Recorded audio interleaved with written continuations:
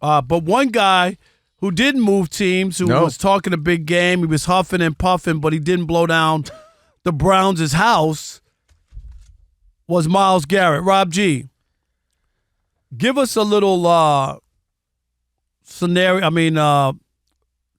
Paint the scene for what took place with Myles Garrett, because he was telling everybody that he wanted to win, get me out of here, blah, blah, blah, and all that. And somehow, some way, he's still in Cleveland.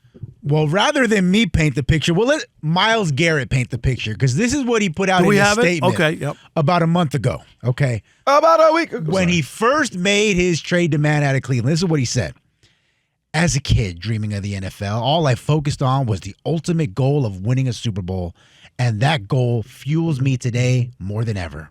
My love for the community of Northeast Ohio and the incredible fan base of the Cleveland Browns has made this one of the toughest decisions in my life. These past 8 years have shaped me to the man I am today.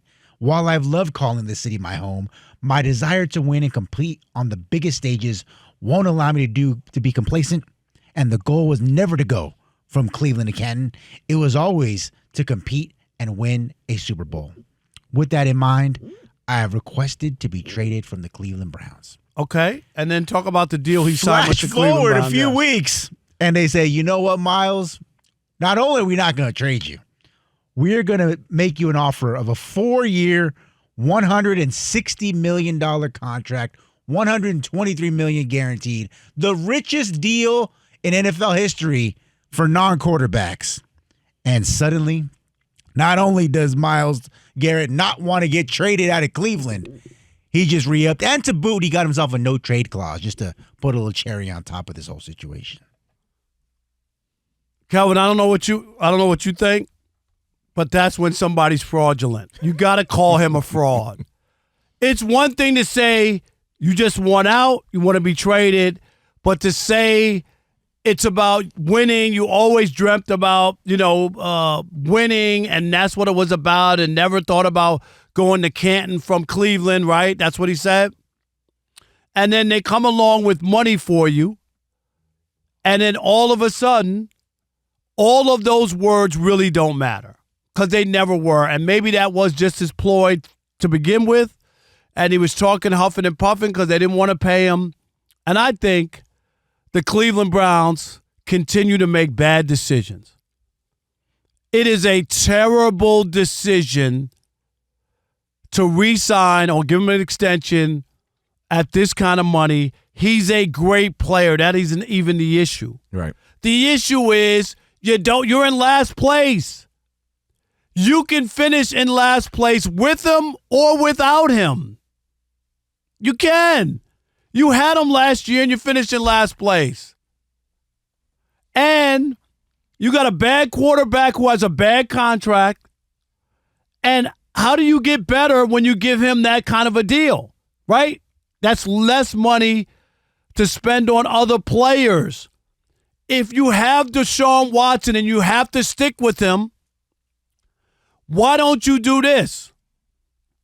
Say he's just going to be a stopgap until we can get from underneath that contract.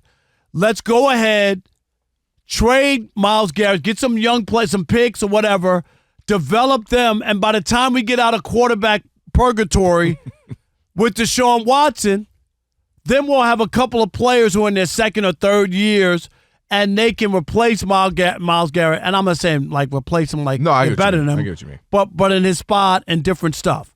I think this was a mistake. Well, I believe he thought that he believed it. I believe he thought he and his agent were like, man, you know what? It's time to move on. You want to win. We already know you're going to Canton. You're a Hall of Famer. You've made a couple bucks in this league. Let's go win now. But dang it, you know what happened? Rob G, what they do? I'm going to make him an offer he can't refuse. They made that man an offer he can't refuse. Rob, you've been in this business. Everybody has a number that they go, huh? You don't say. Well, let me reconsider some things. You've been in negotiations. I will use myself for an example. Dang it, I thought I was going to leave a particular place. Me and my agent were like, you know what, let's see what else. We got some opportunities out there. And you know what they did, Robs? They came back and said, hey, man, we'll put this on top. We'll do this. And matter of fact, to even not have to negotiate, we're just going to move that up here. And I said, hold on, whoa, okay. Well, when you put it that way, Got any more of them contracts? And that's my point. I believe he genuinely thought, I want to go win. But they threw money at him. No one else was going to give him. Nobody. He probably didn't even consider. They probably had a max. He's one of the best players. You just have him in Canton. No one's going to pay him. Here's the thing that doesn't compute with me and your story. You didn't go. You were a free agent looking to go somewhere else, right? Looking to leverage. You didn't come out and say, I want to go work at a station that has better ratings, or I want to work at the network. This is what he said. He didn't say, pay me or I'm out of here quietly or whatever. So I want to go win. You sent out, okay, you're not winning in Cleveland. So he took the money because winning was never the issue. And that's my point to you, is that it couldn't have been about winning. Because if that was really your thing, you already said it. You've already established yourself. You already made a lot of money. You're going to get paid in this league because he's that talented. Winning was never on the table, because if it really was on the table, you wouldn't still be in Cleveland in a division that's already tough. They could be last or third out of 4, depending on how many the next 5 years, 4 or 5 years. I'm serious with the way that the division is stacked up. I mean, Lamar ain't going nowhere. Pittsburgh has been good, or at least solid for years. We don't know what they'll be, but they're solid. They're a tough team. And obviously the Bengals would like to think they're better than what they showed this year. But I really mean this. I believe that he probably thought, they're going to offer me something. But at the end of the day, I'm ready to go.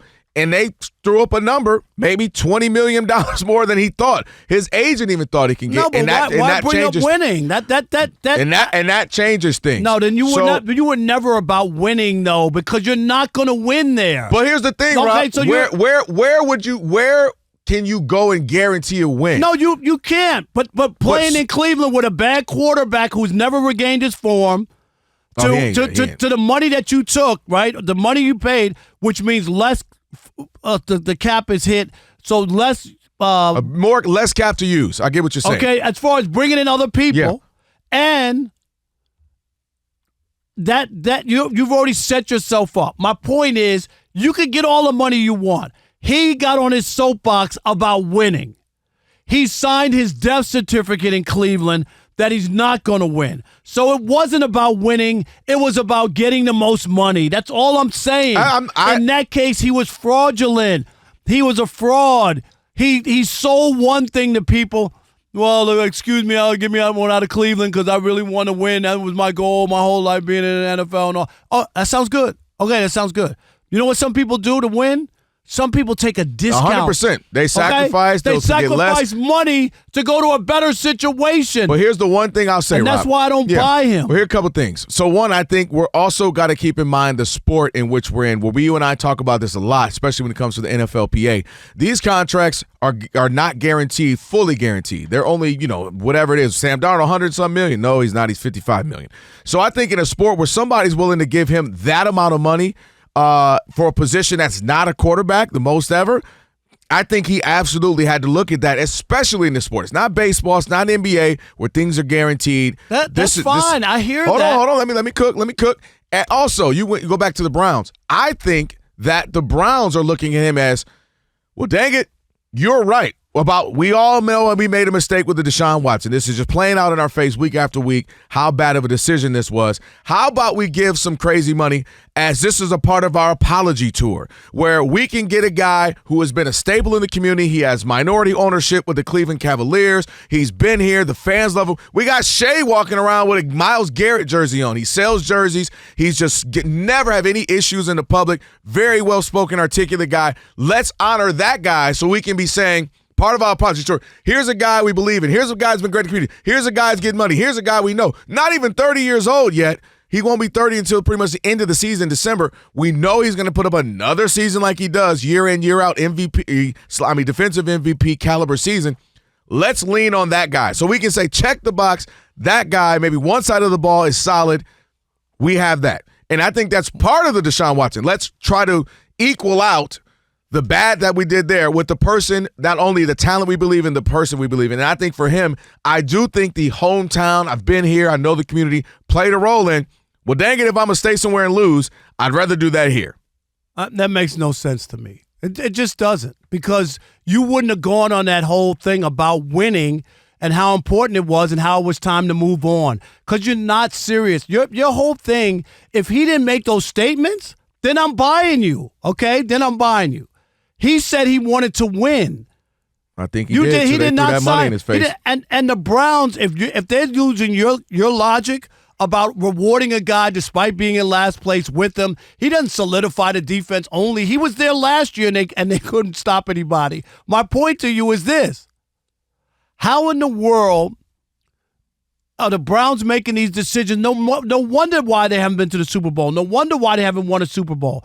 Because if this is your rationale, a guy comes to you and says he wants to win, and all you got to do is throw money at him. And they said from the jump of this, Rob, they said, we are not letting you go. That's fine. That was their point. I get what they said, right? But I'm just telling you, if Myles Garrett was serious about winning, he would be willing to take less to get out of Cleveland to go to a situation that's better. And he wasn't all right? Then we're going to call him a fraud. But when somebody, especially in football, I don't buy gives you $160 million in a football that then you're not a quarterback. Then just say you want a new contract. In order to stay here, I want money. I want to be the highest paid player. Make that case. And then people would look at you and say, I don't think he thought he was going to get this. No, I think if they're going to pay me the same thing or maybe a little bit less, a little bit more than someone else, then I'd rather go somewhere else and make a little less. $160 million?